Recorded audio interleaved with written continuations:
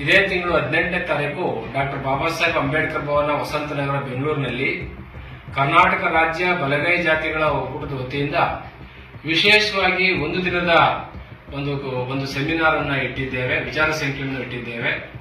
ಇದರ ಉದ್ದೇಶ ಇಷ್ಟೇ. ಇತ್ತೀಚೆಗೆ ನಾಗಮೋಹನ್ ದಾಸ್ ಅವರು ಒಳ ಮೀಸಲಾತಿ ವರದಿಯನ್ನು ಕೊಟ್ಟ ನಂತರ ಕರ್ನಾಟಕ ಸರ್ಕಾರ ಮತ್ತು ನಿಮ್ಮೆಲ್ಲರ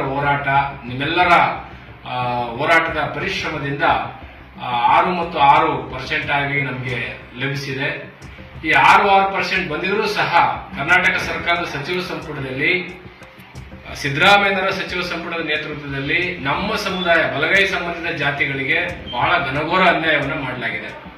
ಸರ್ಕಾರಿ ಉದ್ಯೋಗದಲ್ಲಿ ರೋಸ್ಟರ್ಗಳಲ್ಲಿ ಬಹಳ ಅನ್ಯಾಯ ಆಗಿದೆ. ಪ್ರವರ್ಗ ಏನಲ್ಲಿರಬೇಕಾದಂತ ನಮ್ಮ ಸಮುದಾಯವನ್ನು ಪ್ರವರ್ಗ ಬಿಗೆ ತಂದು ರೋಸ್ಟರ್ನಲ್ಲಿ 1 ಮತ್ತು 9ಕ್ಕೆ ನಮ್ಮನ್ನು ಸೇರಿಸಿರೋದ್ರಿಂದ ನಮ್ಮ ಮುಂದಿನ ಭವಿಷ್ಯದ ಯಾವುದೇ ವಿದ್ಯಾವಂತ ನೌಕರರಿಗೆ ಯಾವುದೇ ಕೆಲಸಗಳು ಸಿಕ್ಕುವುದಿಲ್ಲ. ಹಾಗಾಗಿ ಇದು ಖಂಡಿತ ಬಲಗೈ ಜಾತಿಗಳ ಸಮಾಧಿ ಕಟ್ತಕ್ಕಂಥ ಹುನ್ನಾರವನ್ನ, ಷಡ್ಯಂತ್ರವನ್ನ ಕರ್ನಾಟಕ ಸರ್ಕಾರದಲ್ಲಿ ಈಗಾಗಲೇ ಮಾಡಿಬಿಟ್ಟಿದ್ದಾರೆ. ಈ ಒಂದು ವಿಷಯ ಕುರಿತು ನಮ್ಮ ನಾಡಿನ ಬೀದರಿಂದ ಚಾಮರಾಜನಗರ ಜಿಲ್ಲೆವರೆಗೆ ನಮ್ಮ ಸಮುದಾಯದ ಎಲ್ಲ ನಾಯಕರುಗಳು, ಹಾಲಿ ಶಾಸಕರು ಮತ್ತು ಹಾಲಿ ಸಚಿವರು, ಮಾಜಿ ಶಾಸಕರು, ಎಲ್ಲ ಜನಪ್ರತಿನಿಧಿಗಳು, ಪ್ರಗತಿಪರ ಸಂಘಟನೆಗಳು, ದಲಿತ ಸಂಘಟನೆಗಳು, ನಮ್ಮೆಲ್ಲ ಹಿರಿಯ ನಾಯಕರು ತಪ್ಪದೆ 18ನೇ ತಾರೀಕು ಇದೇ ತಿಂಗಳು ಬೆಂಗಳೂರಿನ ಅಂಬೇಡ್ಕರ್ ಭವನಕ್ಕೆ ಸೇರಬೇಕಾಗಿದೆ.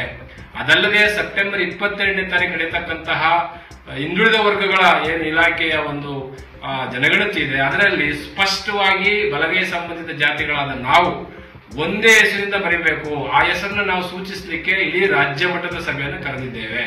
ಹಾಗಾಗಿ ತಾವೆಲ್ಲರೂ ಇದು ನಿಮ್ಮದೇ ಕಾರ್ಯಕ್ರಮ ಅಂತ ತಿಳ್ಕೊಂಡು ಈಗಾಗಲೇ ನಾವು ರಾಷ್ಟ್ರೀಯ ಪತ್ರಿಕೆಗಳಲ್ಲಿ, ರಾಜ್ಯದ ಪತ್ರಿಕೆಗಳಲ್ಲಿ, ಪ್ರಜಾವಾಣಿಯಲ್ಲಿ ಮತ್ತು ವಿಜಯ ಕರ್ನಾಟಕದಲ್ಲಿ ಪ್ರಕಟಣೆಯನ್ನು ಕೊಟ್ಟಿದ್ದೇವೆ. ಈ ಒಂದು ಕಾರ್ಯಕ್ರಮದಲ್ಲಿ ಎಲ್ಲ ಅಧಿಕಾರಿ ಮಿತ್ರರು, ನೌಕರ ಬಂಧುಗಳು, ವಿದ್ಯಾರ್ಥಿಗಳು ಮತ್ತು ಸಮಾಜದ ಎಲ್ಲ ನಾಯಕರುಗಳು ಮತ್ತು ಸಮಾಜಕ್ಕೆ ಸಂಬಂಧಿಸಿದ ಎಲ್ಲ ಪರಮ ಪೂಜ್ಯರು ಮತ್ತು ನಮ್ಮೆಲ್ಲ ನಾಯಕರುಗಳು ಸಕ್ರಿಯವಾಗಿ ಪಾಲ್ಗೊಂಡು ಈ ಒಂದು ಕಾರ್ಯಕ್ರಮವನ್ನು ಯಶಸ್ವಿಗೊಳಿಸಬೇಕು. ಕರ್ನಾಟಕ ಸರ್ಕಾರಕ್ಕೆ ಒಂದು ಎಚ್ಚರಿಕೆಯನ್ನು ಕೊಡಬೇಕು. ಸಚಿವ ಸಂಪುಟದಲ್ಲಿ ಇದನ್ನು ವಿತ್ಡ್ರಾ ಮಾಡಬೇಕು. ಯಾರಿಗೂ ಅನ್ಯಾಯ ಆಗದ ರೀತಿಯಲ್ಲಿ, ಯಾವ ಸಮುದಾಯಕ್ಕೂ ಅನ್ಯಾಯ ಆಗಬಾರ್ದು. ಯಾರಿಗೆ ಹೆಚ್ಚಿನ ಜನಸಂಖ್ಯೆ ಇದೆ ಅವರಿಗೆ ಲಭಿಸಬೇಕು. ಆ ನಿಟ್ಟಿನಲ್ಲಿ ಯಾರ ಪಾಲನ್ನು ಯಾರೂ ಕಿತ್ತುಕೊಳ್ಳದ ರೀತಿಯಲ್ಲಿ ಸಾಮಾಜಿಕ ನ್ಯಾಯದ ಅಡಿಯಲ್ಲಿ ನಾವೆಲ್ಲರೂ ಈ ಒಂದು ಹಕ್ಕನ್ನು ಪಡ್ಕೋಬೇಕಾಗಿದೆ. ಇಲ್ಲ ಅಂದ್ರೆ ಸರ್ಕಾರದ ಸಚಿವ ಸಂಪುಟದ ಕುತಂತ್ರದಿಂದಾಗಿ ನಮ್ಮ ಮಕ್ಕಳ ಮುಂದಿನ ಭವಿಷ್ಯಕ್ಕೆ ನಾವೇ ನಾಶ ಮಾಡ್ತಕ್ಕಂಥ ಹುನ್ನಾರವನ್ನ ಸರ್ಕಾರ ಮಾಡಿಬಿಟ್ಟಿದೆ.